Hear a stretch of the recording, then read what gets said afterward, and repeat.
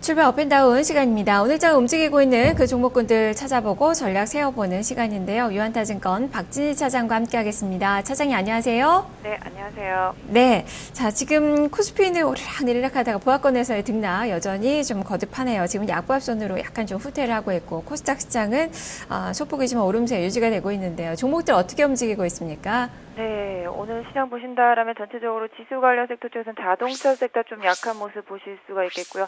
삼성전자 반등하는 모습이지만 SDS는 좀 약세를 이어가고 있는 모습입니다. 거래소 쪽에서는 오늘 백화점 섹터들이 조금 약한 모습 홈쇼핑과 함께 나타나고 있는 모습이고요. 증권주도 방향성 잡지 못하고 있는 모습 보실 수가 있겠습니다. 조선주가 낙폭과대로 인해서 반등에 나서고 있는 모습 보실 수가 있겠고요.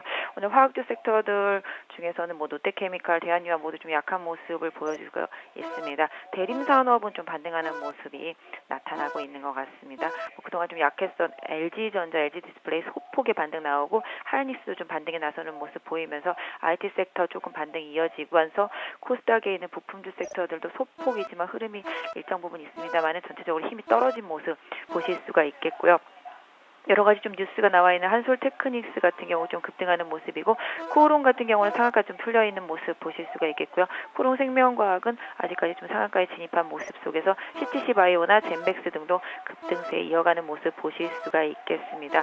오늘 바이넥스가 제3자 배당 유증과 관련해서 급등한 모습이 눈에 띄고 있고요. 오늘 다음 카카오의 흐름이 강하게 나타나고 있다는 점 특징이라고 볼 수 있을 것 같은데요. 전체적으로 좀 화장품 주식들이 좋기는 하지만 탄력도가 조금 떨어져 있다라는 점도 추가적인 상승에 있어서의 원동력이 조금 더 필요하지 않겠나 싶은데요. 그래도 주도주로서 시장에서 강하게 부각되고 있는 모습 이어가고 있고요. 결제주 섹터가 오늘 좀 강하게 반등하고 있는 모습이 더 눈에 띄고 있습니다. 네, 자 이제 종목들 상승하는 종목부터 좀 점검을 해볼까요? 오늘 가장 또 이슈가 되고 있는 이 한솔테크닉스 오늘 또 급등하는 그 모습이 펼쳐지고 있는데요. 이 종목부터 점검해 주시죠. 네, 한솔테크닉스도 최근에 급등락을 좀 반복했었는데요. 오늘 뭐 상당히 좀 급등세를 보여주고 있습니다만 단 이슈가 좀 오픈된 상태라서 이제 자회사 한솔라이팅과의 합병 소식이 좀 급등을 한 상태인데요.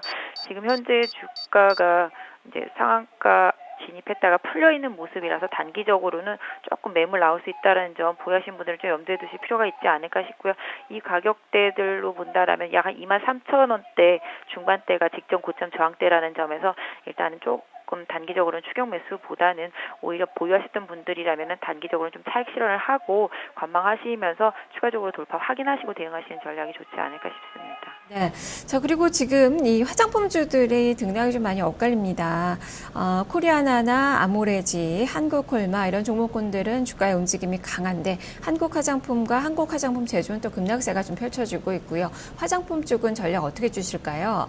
네, 화장품 주식들은 확실히 뭐 시장에서 주도주로 부각이 된 모습 속에서 단기적으로 뭐 상당히 좀 급등한 모습이죠. 이런 부분들이 실질적으로 뭐 부담이 될 수도 있겠습니다. 가격적인 면에서 부담이 될 수도 있겠는데요. 전체적으로 아모레나 뭐 LG생활건강이나 한국콜마나 확실한 수익원이 확실하게 좀 되어 있는 그런 종목들이 좀 강한 모습을 보이는 반면에 좀 전체적으로 뭐 M&A 기대감이라든지 실적이 강하게 뒷받침되지 못하면서 올랐던 종목들 중에서 뭐 에이블 CNC 같은 경우는 좀 약세를 보여주고 있거든요. 뭐 일단 덩달아서 다 같이 오를 수는 있지만 화장품 섹터들을 이제는 좀 더 선별하실 때 실적이 확실하게 받쳐지는지 여부를 꾸준히 좀 확인하실 필요가 있을 것 같은데요. 일단 뭐 기술적인 대응이 가장 좀 중요한 구간이기도 하지만 일단 화장품 섹터 쪽에 있어서는 실적이랑 또 특히 기관과 외국인들의 좀 수급을 좀 확실히 좀 챙겨보시는 대응이 필요하지 않을까 싶습니다. 네. 자, 그리고 종목들 좀 본다면은 오늘 핀테크 관련된 그 종목군들, 바로 전자결제 관련된 종목군들의 선전이 좀 나오고 있는데요. 자, 이쪽도 전략 짚어주시죠. 네, 지금 뭐 한국사회별결제 KG 이니시스 상당히 좀 급등을 하고 있는 모습이죠. 뭐 아시다시피 이제 연말부터 시작해서 증권사나 은행을 방문하지 않고도 계좌를 개설할 수 있다라는 얘기가 어제 좀 뉴스화되면서 관련주들의 흐름이 좀 나타나고 있는데요. 특히 이제 더 보안이 더 중요해졌던 그런 만큼 보안 관련주라든지 이런 쪽에서도 계속 흐름이 나오고 특히 이제 핀테크 쪽을 더 강화한다라는 정부의 의지를 조금 더 뚜렷하게 볼 수 있는 상황인데요. 일단 결제주들은 뭐 어떻게 가든지 간에 계속적으로 결제주의 효용성은 좋아지기 때문에 이런 부분에 있어서 좀 긍정적인 부분이 좀 많이 이어지는 것 같은데요. 최근에는 뭐 기관과 외국인의 수급이 강하게 들어오지는 않았습니다만 꾸준한 수급이 좀 이어졌던 한국 사이버 결제가 지금 신고가 쪽으로 향하고 있는 모습인데요. 역시 뭐 그때 아침에 나온 이후에 소폭 밀려 있는 모습이지만 일단은 추세가 좋기 때문에 결제주들은 추세가 아주 깨지지 않는다라면은 오히려 조정시마다 꾸준히 좀 관심을 계속 가지고 보셔야 되지 않을까. 한국 사이버 결제 기준으로는 35,000원이 단기적으로 지선 역할을 해줄 수 있을 것 같고요. 이니시스는 약간 지금 고점대에서 물러난 모습 속에서 지난번에 바닥을 찍고 오늘 소폭 반등한 모습인데요. 이니시스를 본다라면 약 23,500원대 저항을 어떻게 돌파하는지가 향후 주가에 있어서의 관건이 될 수 있을 것 같습니다. 네. 자, 그리고 개별주 두 종목 살펴보죠. 지금 바이넥스 10% 급등 나옵니다. 400억 이 자금 조달 소식이 모멘텀으로 작용하면서 지금 거래량도 아주 크게 분출을 하고 있는 그 상황이고요. 여기다가 레고캠 바이오도 한 5% 넘게 상승. 이 종목은 최근에 꾸준하게 또 오른 그 종목인데 중국 제약사 이 기술 이전 계약 이 소식이 또 오늘 또 긍정적으로 모멘텀으로 작용하는 것 같은데요. 두 종목에 대한 전략 어떻게 주실까요? 네, 최근에 시장이 신약 모멘텀 이런 부분들이 상당히 좀 강하죠. 그러다 보니까 그런 이슈에 강하게 올라가는 흐름들이 나오고 있습니다. 레고캠도 그런 부분에 좀 반응을 한 것 같고요. 최근에 다른 종목들 뭐 다들 아시겠습니다만 코론생과도 다 마찬가지가 되겠죠. 오늘 바이넥스 같은 경우는 다른 이슈인데요. 400억에 대해서 12발행과 유상증자를 같이 합니다. 보면은 아시다시피 3호 형식으로 하고 있기 때문에 이런 부분들이 또 1년 동안 좀 락업이 걸리는 부분이 있어서 시장에서 좀 기대감이 있고요.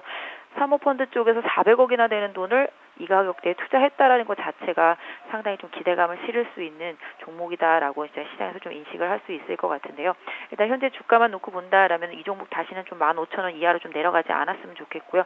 개인 투자자분들은 15,000원 이탈을 뭐 매도의 기준 근거로 좀 삼으시면 답이 되지가 않을까 싶은데요. 좀 단기적으로 상한가에 들어가지 못하고 일단 윗꼬리가 달리면서 직전 고점 부근에 저항대에서 막혀있는 모습이긴 합니다만은 일단 16,500원을 향후에 어떻게 돌파하고 안착해 주는지를 조금 더 확인하실 필요는 있겠습니다만은 일단은 이 종목 같은 경우 단기 트레이딩을 하시는 분들 보다는 좀 장기적으로 하시는 분들한테 좀 더 맞는 종목이 아닌가 싶고요. 오히려 단기적으로 접근했는데 급반등이 나왔다라면은 오히려 뭐 기술적으로 대응하시는 분들이라면 차익 실현을 하고 조금 더 추가적으로 16,500원을 강하게 돌파하는지를 확인하시고 접근하실 필요도 있지 않을까 싶습니다. 네, 다음 하락하는 그 종목을 좀 보겠습니다. 지금 업종상 철강주들이 좀 많이 밀리는 그 모습이 나오고 있어요. 동부제철은 지금 10% 넘게 하락권의 움직임이 좀 펼쳐지는 등 포스코도 좀 밀리고 있고요. 철강주도 어떻게 볼까요? 철강주들이 전체적으로 경기에 대한 우려가 계속적으로 반영되고 있고요. 실적도 미진한 모습 계속 이어가고 있는 모습이죠. 포스코도 좀 하락을 이어가면서 지수에 좀 영향력을 주고 있는 모습인데요. 포스코로 놓고 본다라면 추세적으로는 약 24만 원 정도 마지노선으로 볼 수 있을 것 같고요. 뭐 다들 아시다시피 동부제철 같은 경우는 상당히 좀 좋지 못하죠. 그러다 보니까 이런 부분들이 계속 주가에도 영향을 미치면서 신저가로 가고 있는데요. 이런 종목들은 조금 더 우려감을 갖고 좀 관망하시는 전략이 좋을 것 같고요. 현대제철 같은 경우를 놓고 본다라면은 최근에 좀 하락이 좀 있었는데요. 지난번에 8만 원 정도까지 상승한 이후에 좀 조정을 받고 있는 모습이라서 일단 현대제철도 추가적으로 한 60일선 부분까지 조정이 올 가능성도 좀 대비하셔야 되겠는데요. 전체적으로는 72,000원 부근에다 마지노선을 설정해 놓고 현대제철은 좀 대응하시면 그나마 철강주 중에서는 좀 낫지 않을까 싶습니다. 네, 지금 롯데케미칼이나 LG화학도 좀 밀리고 있는데 최근에 움직임이 좋지가 않아서요. 이쪽도 마찬가지의 관점으로 좀 봐야 될지 간단하게 설명을 해주시죠. 네, 말씀드린 대로 경기 민감주들 지금 유가가 빠지면서 탄력이 많이 떨어져서 추가적인 하락에도 그때 대비하라고 좀 말씀을 드렸습니다. 역시 롯데케미칼도 마찬가지로 61선 부분까지 좀 지지력을 한 번 더 확인해야 될 필요가 있을 것 같고요. LG화학도 마찬가지. 그래서 일단 선도적으로 올랐던 경기 민감주들이 유가 하락과 함께 탄력도가 좀 떨어지면서 기간 조정과 가격 조정을 같이 받고 있고요. 그 틈새에서 화장품이라든지 내수주들이 치고 올라오고 중국 관련주들이 치고 올라오고 있기 때문에 이 섹터들은 서로 좀 다른 길을 걷고 있다라는 점에서 다른 섹터가 조정을 받을 때 경기 민감주가 다시 좀 터닝을 할 수 있다라는 점에서 좀 시간적으로 좀 더 여유를 두고 보시는 전략이 좋을 것 같습니다. 말씀 잘 들었습니다. 네, 감사합니다. 네, 지금까지 유한타증권 박진희 차장과 함께했습니다.